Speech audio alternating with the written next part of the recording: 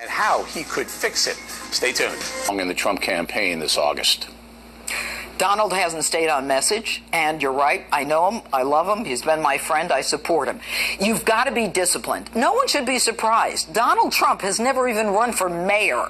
So let's not be so critical of the guy. The bottom line is that he has connected with the American people. He now needs to, as we've all said, pivot to the general. He is within 1 to 2 points after some of the worst weeks that any candidate could have, Rasmussen, Zogby, and he needs to never mention another name again other than Obama and Hillary unless he wants to thank God the day after the election. What has he done specifically that you believe has turned some Americans against him? It's real easy. Khan, you know, whether you agree with the guy or you don't, his son gave his life for this country. So the Khan thing you think hurt him? Bad. I think that the selling of his being a racist and a bigot, irrespective of whether it's true, has for some reason gotten legs, and they will use that continuously. How does he fight against that label of being a bigot and a racist? How he does that is by just staying on message. How I would do it? You tell him to do what? He gave 2 of the best speeches that he gave. One is on the inner cities, and for the first time, we have heard a presidential candidate really focus on the African-American community and the fact that they are victims of African-American crime and poverty in the inner cities. You don't believe that African-Americans are going to respond to that, do you?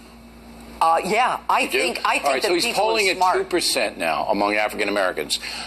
How much is that going to go higher, do you believe? I don't think it's going to go that much higher. All right, that's what I just said. But that doesn't matter. It doesn't matter. It doesn't matter. What matters is that midpoint. What matters is for people to start to think that Donald Trump is thinking seriously about the issues that are confronting us. So other people, rather than African Americans, may respond to his outreach to that community. Right. All right. Now, why do you think Trump acts so impulsively? All right, because you criticize him and he comes right back, rather than saying, okay, now, maybe I want to be a little bit measured because there could be an unintended consequence if I say that Mrs. Khan might not have spoken because she's a Muslim.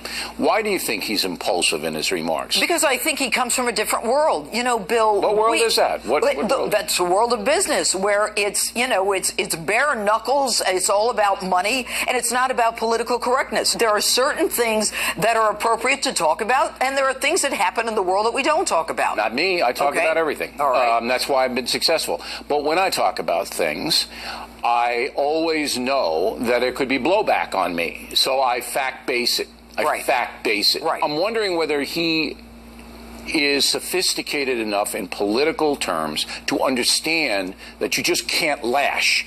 If you're going to lash, you better have facts. You know, it's interesting. You use the word sophisticated enough. He is sophisticated enough. The key operative message there is in political terms.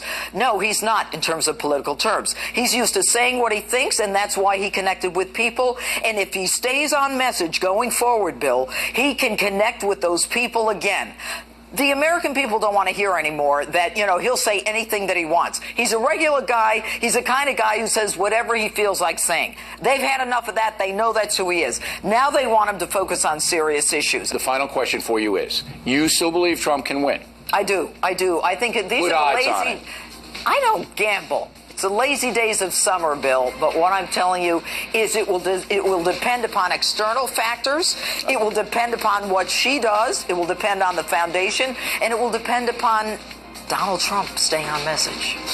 Up ahead, tensions between the U.S. Navy and the ICs. Which presidential candidate has the right strategy to take on the Iranian regime?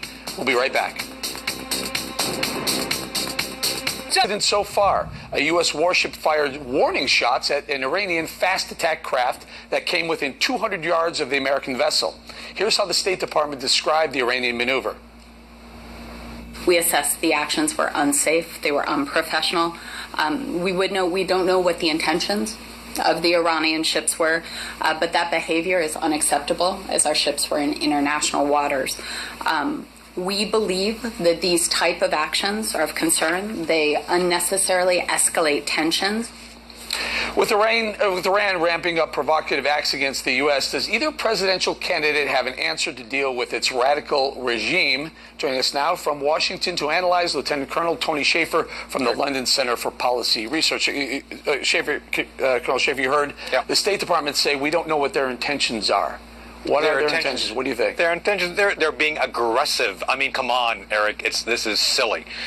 Look, we know exactly what's going on, and ever since we signed this agreement with Iran, they've done everything they can to push our buttons and try to expand their influence both in the region and intimidate us. And this is where, you know, we saw the seizing of our crew. We kind of soft-pedaled that. We've paid for hostages to be returned. We're constantly showing weakness. So what do you get when you show weakness? You get people pushing your buttons and pushing you harder. But Colonel Shaffer, why are they pushing? What's the purpose to I don't know, create some sort of video to bring back home and say, look, we're pushing the United States buttons? That's part of it, and part of it is actually part of what they're trying to do in the region. They're trying to increase their influence across the region. Eric, one of the things that's very strong in the culture is the strong horse. So if you're seen as a strong horse, that it both influences your neighbors, it shows that you're willing to take on risk and do things. And you know, I'm part. My family way back when was Cherokee. It's called counting coup, where you touch the enemy and the enemy can't do anything to stop you. So I think part of what we're doing here is we're seeing the Iranians push, and actually it gives them leverage and other things as well. So it's a continuation of the process. Colonel, do you think our generals are discussing whether or not we should do something more than just fire a warning shot, maybe sink one of these little fast-moving boats, they call them, or fast-moving vessels? Yes. The answer is yes. Look, there's a constant review going on. I think General Dunford and Ash Carter are both looking at how we do this. The State Department's not being helpful here. They're calling this kind of, oh, this is unsafe. It's aggressiveness. And so I think we have to be much more clear in what we're doing. And the other thing, Eric, let's be clear, and you're going to ask me a question about who's better on this, probably Trump or Clinton. One of the great opportunities we missed was something called the Persian Spring back in 2009. Not only have we seen a serial failure from this administration to take advantage and actually do things to push to destabilize and weaken the Iranian regime, we've actually done things to prompt them up. Therefore, what we're giving $150 billion. That's right. Another thing. Colonel, I don't have a lot of time, but why don't we take why don't we take some of those sailors? I mean, they did it to our guys. Why don't we just grab a few of them, put them up on a warship and say, hey, cut it out, or you're not getting these guys back? I think, well, the answer is it should come, because you've got to push back. You've got to push back hard. You cannot have ships coming close. I mean, look what happened to the Cole with Kurt Lippold. They had a small boat get next to it and blow up the ship. You cannot take that risk. And more precisely here, that money we gave them on the larger scale, Eric, we've not really defunded their nuclear program. We've allowed them to franchise to North Korea. North Korea now is taking up money and developing nuclear weapons and ballistic missiles to put the weapons on. So who's stronger? I think Miss Clinton basically, if she comes in, you're going to see the shuffling of the deck chairs of the Titanic. If you like your foreign policy now, you'll get what you got.